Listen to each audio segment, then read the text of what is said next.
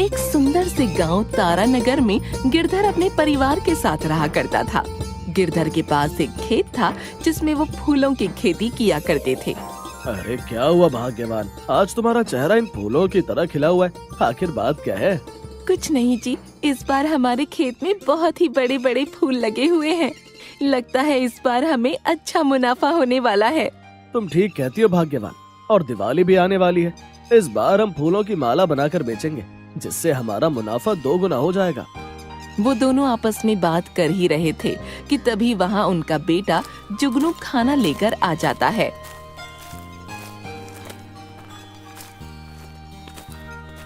अरे माँ, पिताजी, अगर काम खत्म हो गया हो तो खाना खा लीजिए। आज मैंने अपने हाथों से आप दोनों के लिए खीर पूरी बनाई है। अरे वाह, हमारा बेटा अब खाना बनाना भी सीख गया। ये तो बड़ी ही अच्छी बात है। और फिर वो तीनों एक बरगद के पेड़ के नीचे खाना खाने के लिए बैठ जाते हैं। अरे वाह जुगनू, तूने तो बड़ी ही स्वादिष्ट खीर पूरी बनाई है। इसे खाकर तो मजा ही आ गया। धन्यवाद माँ। अच्छा पिताजी, दिवाली आ रही है तो दिवाली के ऊपर एक बढ़िया सा चुटकुला सुना दीजिए। आज मेरा चुटकुला सुनने का बहुत ही ज्यादा मन कर रहा है। एक बार कालिया चाचा शराब के नशे में जा रहे थे, तभी हमारे जुगनू ने कालिया चाचा को बीड़ी की जगह बीड़ी बम दे दिया। फिर क्या हुआ पिताजी?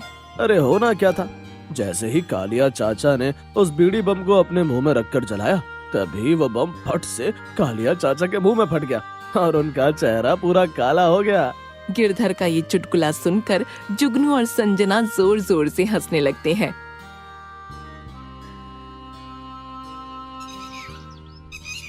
ऐसे ही वो हंसी ठिठोली करते हुए खाना खाने लगते हैं और शाम को खेत का सारा काम खत्म करके वो तीनों अपने घर आ जाते हैं।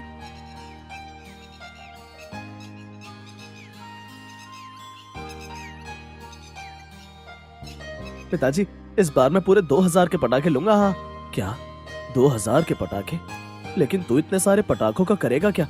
पिताजी, पिछली बार मेरे दोस्तों ने मेरे कुर्ते के पीछे बम की एक लड़ी बांध दी थी। इस बार मैं उन सभी के पीछे बम की एक एक लड़ी बांध दूंगा और फिर वो सभी उछल कूद करते रहेंगे। हाँ। जुगनू ये कह ही रहा होता है कि तभी उनके घर मुखिया जी आ जाते हैं।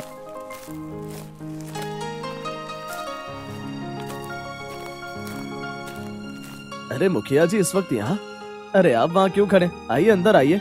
गिरधर, तुम तो जानते हो कि 10 दिन बाद दिवाली है। मैंने देखा है कि तुम्हारे खेत में बहुत बड़े बड़े फूल लगे हुए हैं और मैं चाहता हूँ कि तुम इस दिवाली पर मेरे घर को उन फूलों से सजाओ।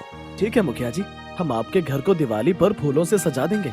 ये लो, कुछ पैसे एडवांस रख लो, तुम्हारे काम आएंगे। तो ठीक है गिरधर, अब मैं चलता हूँ, तुम दिवाली पर मेरे घर को सजाने के लिए आ जाना। इतना कहकर मुखिया गिरधर को कुछ पैसे एडवांस देकर वहाँ से चला जाता है।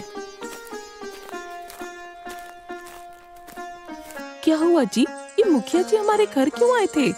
भाग्यवान, मुखिया जी ने कहा है कि इस दिवाली पर हम उनके घर को फूलों से सजा दें और उन्होंने हमें कुछ पैसे एडवांस भी दिए हैं। अरे वाह, ये तो बड़ी ही अच्छी खबर है। ऐसे ही रात हो जाती है और वो तीनों अपने कमरे में सोने के लिए चले जाते हैं।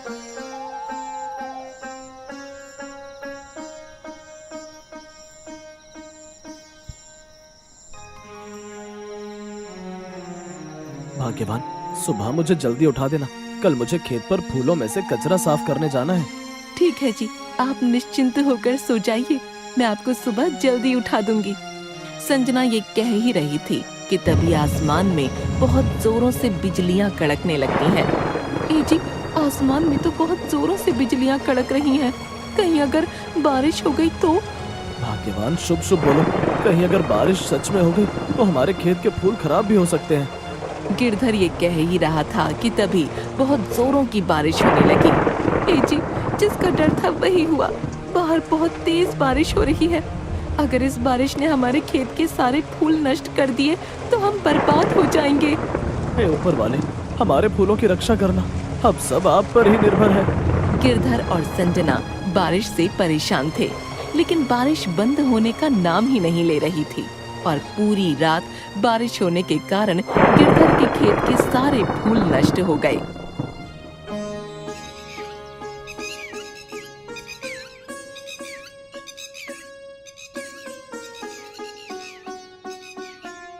हे भगवान, हमने कौन से पाप किए थे जो हमारे साथ इतना बुरा हो गया? अब हम क्या करें? ए जी, चुप हो जाइए, अब हम कुछ नहीं कर सकते। जो होना था सो हो गया। शायद हमारे नसीब में यही लिखा था। चलिए अब घर चलते हैं। और फिर वो दोनों उदास मन से अपने घर लौट आए।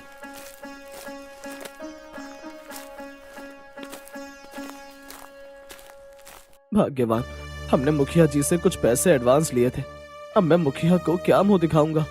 ए जी, हमने मुखिया जी से जो पैसे एडवांस लिए थे, आप वो पैसे उन्हें वापस कर दीजिए, वरना वो मुखिया और क्रोधित हो जाएगा। तुम ठीक कहती हो भाग्यवान, मैं अभी उस मुखिया को उसके पैसे वापस कर देता हूँ। इतना कहकर गिरधर मुखिया को उसके पैसे वापस लौटाने चला जाता है।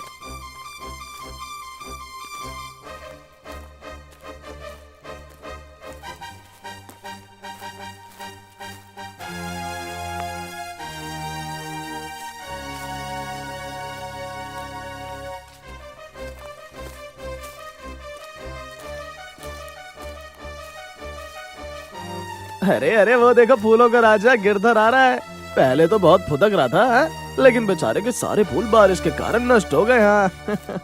अरे भाई, लगता है गिरधर के फूलों को बारिश की नजर लग गई। रमेश और सुरेश गिरधर से बहुत ज्यादा चला करते थे, इसी कारण वो उसका मजाक उड़ाने लगते हैं। लेकिन गिरधर उनकी बातों को अनसुना करके चुपचाप वहाँ से चला जाता है।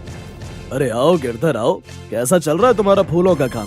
अब तो तुम्हारे फूल और भी बड़े हो चुके होंगे।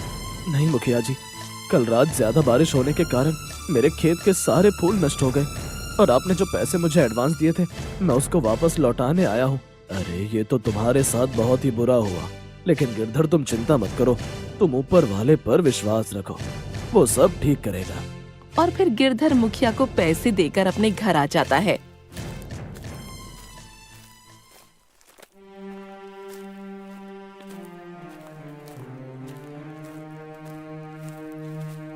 ए जी, आप आ गए। देखिए ना, हमारा जुगनू कुछ भी नहीं खा पी रहा, बस चुपचाप एक कोने में बैठा हुआ है। आप इससे कहिए ना कि ये कुछ खा ले। अरे जुगनू, तू ऐसे उदास क्यों बैठा है? आखिर बात क्या है? पिताजी, मैंने सोचा था कि मैं इस बार 2000 के पटाखे लाऊंगा, लेकिन इस बारिश ने हमारे खेत के सारे फूल नष्ट कर दिए। पिताजी, अब पटाखे लाने के लिए हमारे पास पैसे कहाँ से आएंगे? अरे तो इसमें निराश होने वाली क्या बात है? मैं तुझसे वादा करता हूँ कि मैं तुझे बहुत सारे पटाखे दिलाऊंगा। क्या सच में पिताजी?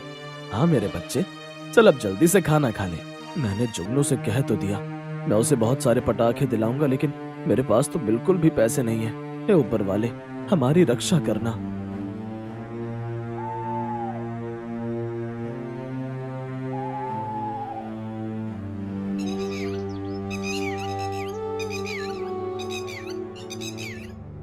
ऐसे ही पूरा एक हफ्ता बीत जाता है।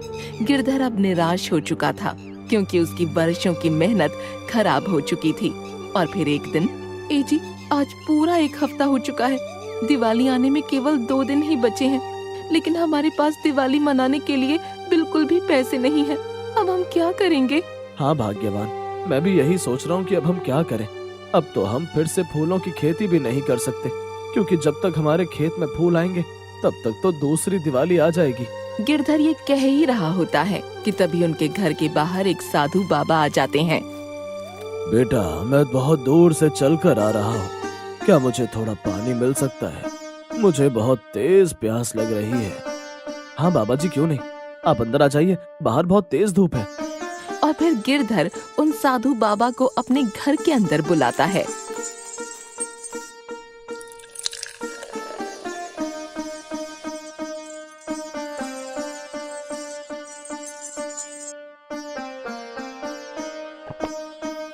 बेटा, तुम्हारा बहुत बहुत शुक्रिया। तुमने मुझे पानी पिलाकर मुझ पे बहुत बड़ा उपकार किया है। ये आप कैसी बातें कर रहे हैं बाबा जी? प्यासे को पानी पिलाना तो बड़ा ही पुण्य का काम होता है। बेटा, तुम दोनों बड़े ही उदास दिखाई पड़ते हो। घर में सब ठीक तो है ना? बाबा जी, हमारा एक खेत है जिसमें हम हर साल फूलों की खेती किया करते थे, लेकिन इस बार ज्यादा बारिश होने के कारण हमारे खेत के सारे फूल नष्ट हो गए। हाँ बाबा जी, हमने सोचा था फूल बेचकर जो पैसे आएंगे उससे हमारी दिवाली बन जाएगी, लेकिन सब कुछ बर्बाद हो गया बाबा जी। बेटा, तुम दोनों चिंता मत करो, तुम्हें अब उदास होने की कोई जरूरत नहीं है। मैं तुम्हारी समस्या ठीक कर दूंगा। और फिर बाबा जी अपनी झोली में से एक दिया निकालते हैं और वो दिया गिरधर को दे देते हैं। ये एक जादुई दिया है, तुम इस दिए को जलाकर आज रात को अपने खेत में रख देना। लेकिन ऐसा करने से क्या होगा बाबा जी? मैंने तुमसे जितना कहा है तुम उतना करो, बाकी तुम्हें कल सुबह तक समझ आ जाएगा। और फिर वो साधु बाबा गिरधर को वो दिया देकर वहाँ से चले जाते हैं।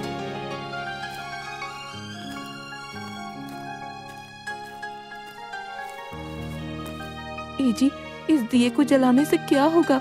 मुझे तो कुछ समझ नहीं आ रहा है। भाग्यवान, बाबा जी ने कहा है कि हमें इस दिए को जलाकर अपने खेत में रखना है, बाकी हमें सुबह सब पता चल ही जाएगा कि आखिर माजरा क्या है।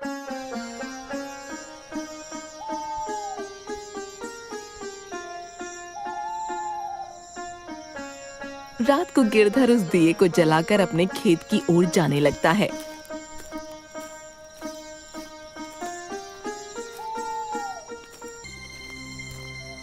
तभी उसे रमेश और सुरेश देख लेते हैं। अरे भाई, ये गिरधर क्या सटिया गया है? ये इतनी रात को दिया लेकर कहाँ जा रहा है? अबे हाँ यार, चल इसका पीछा करते हैं। और फिर रमेश और सुरेश गिरधर का पीछा करने लगते हैं। बाबा जी के अनुसार मैंने ये दिया अपने खेत में तो रख दिया, अब मुझे सुबह तक का इंतजार करना होगा। इतना कहकर गिरधर उस दिए को खेत में रखकर अपने घर आ जाता है। अरे भाई, गिरधर यहाँ से गया, चल अब इस दिए के पास जाकर देखते हैं कि आखिर माजरा क्या है। जैसे ही रमेश उस दिए को उठाने की कोशिश करता है, तभी उसे बहुत तेज बिजली का झटका लगता है और वो जमीन पर गिर पड़ता है। अरे मोरी मैया रे, हाय माँ मर गया रे, मेरी तो कमर ही टूट गई। अबे क्या हुआ, तू जमीन पर कैसे गिर गया? अरे भाई पता नहीं, जैसे ही मैंने इस दिए को उठाने की कोशिश की तभी मुझे बहुत जोरों का करंट लग गया। क्या सच में? तू यहीं रुक, मैं इस दिए को उठाने की कोशिश करता हूँ।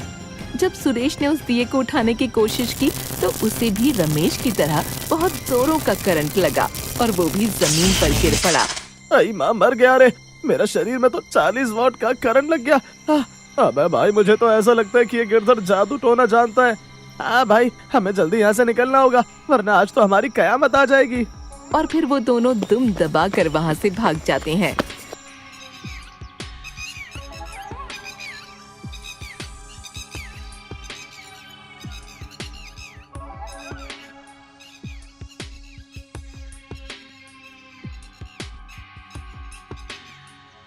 भाग्यवान, कल रात को हमने जो दिया खेत में रखा था, मैं उसको लेकर आता हूँ। जी, मैं भी आपके साथ चलती हूँ। ठीक है, जैसी तुम्हारी मर्जी।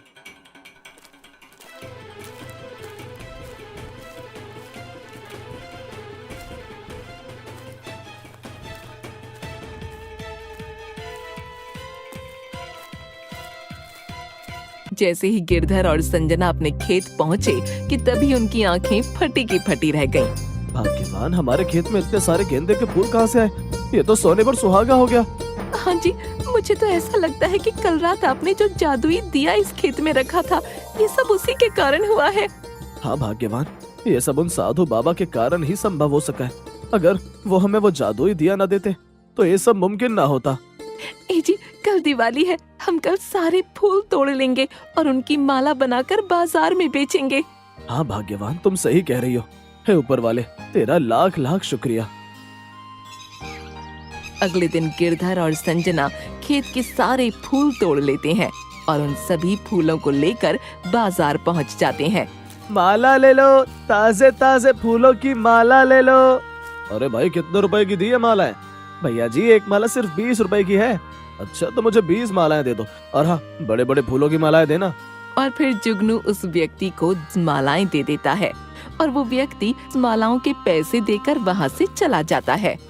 अरे वाह, थोड़ी देर में 200 रुपए की कमाई हो गई। सुबह से शाम तक गिरधर की सारी मालाएं बिक जाती हैं और वो तीनों बाजार से अपने घर लौट आते हैं।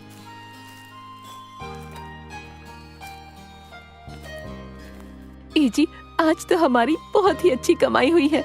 अब आप जल्दी से जाकर मिठाइयाँ और जुगनू के लिए पटाखे ले आइए। ठीक है भाग्यवान, मैं अभी बाजार जाकर मिठाइयाँ और जुगनू के लिए पटाखे ले आता हूँ। इतना कहकर गिरधर मिठाइयाँ और पटाखे लेने बाजार चला जाता है और संजना और जुगनू अपने घर को सजाने में लग जाते हैं। गिरधर, संजना और जुगनू साथ में फुलझड़ी चलाने लगते हैं और तभी वहाँ पर रमेश और सुरेश आ जाते हैं। अरे क्या जुगनू, तू भी बच्चों जैसे फुलझड़ी जला रहा है? तू अब बड़ा हो गया, तुझे तो अब रॉकेट चलाना चाहिए। अब ठीक कहते रमेश चाचा, मैं भी रॉकेट लेकर आता हूँ। और फिर जुगनू एक बोतल में रॉकेट को रखकर उसकी बाती में आग लगा देता है, लेकिन रॉकेट आसमान में जाने की जगह रमेश के पीछे पड़ जाता है। अरे कोई मुझे इस रॉकेट से बचाओ। अरे मम्मी कोई तो बचाओ। नहीं नहीं, ये तो मेरे ऊपर ही फट जाएगा। अरे कोई तो बचाओ। अरे जुगनू, ये तूने क्या किया? अरे माँ बचाओ रे, मुझे पटाखों से बहुत ही ज्यादा डर लगता है। अरे कोई तो बचाओ। ये सब देखकर जुगनू जोर जोर से हंसने लगता है